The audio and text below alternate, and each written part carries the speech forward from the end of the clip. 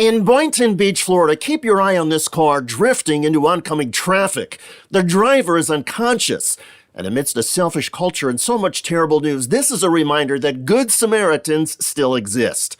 The first helper waved her arms and ran into the intersection. I see her like this laying down, passing out, and I bang at the window and tried to open the door, but I couldn't do it. So I tried to yell and wave my hands. Then, as the light changed, another Good Samaritan ran over, and a local Army recruiter crossed the intersection, joining in from behind.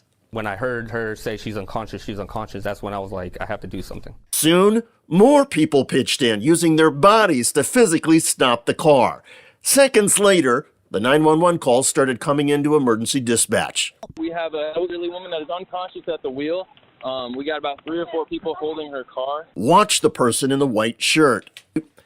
The man just tried to smash open a window with his bare knuckles. It didn't work, and as he walked around the front wondering what to try next, the woman who was the first person on the scene, Jeanette Rivera, then frantically asks if anybody has a hammer or object they can use to break the window. Seconds later, another Good Samaritan in green runs over with a weight and hands it to the guy in the purple shirt. The second try broke the glass. Without hesitation, that Good Samaritan in the blue shirt decides to climb in over the shards of glass to open the other doors. He flips himself in, reportedly cutting himself in the process, and opens the passenger side door. Rivera then climbs in the passenger side and reaches over to open the driver's side door.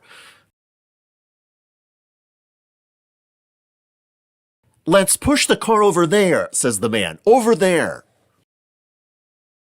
Eventually, the team of Good Samaritans pushed the car to the side of the road, lifted the driver out, Lori Rabier, and stayed with Rabier until an EMS crew arrived. I don't remember any of it. I just thank God for people like the people who helped me and the people who stopped. Lori Rabier said she suffered convulsions before stopping at the light.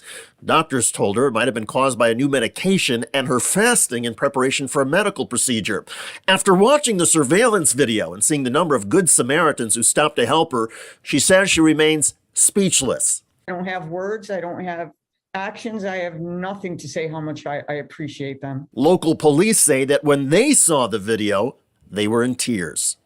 There's different people from different places, all coming together to save this lady, putting themselves in harm's way. And I'm looking at that and I'm seeing angels. Angels indeed, and it goes beyond what the traffic surveillance camera recorded. Eyewitnesses said a United States Postal Service driver saw what was happening, got out of her vehicle, and began directing traffic to keep everybody safe. A week after this remarkable incident, all of the Good Samaritans and the woman who had been unconscious reunited in Boynton Beach. Royal Caribbean, which has an office nearby, donated week-long cruises and $2,000 gift cards to all the Good Samaritans and the driver, Lori Rabier. Each person involved said they acted without thinking, simply because they saw the first woman, Jeanette Rivera, running across the street behind a car yelling, "She's unconscious! She's unconscious!"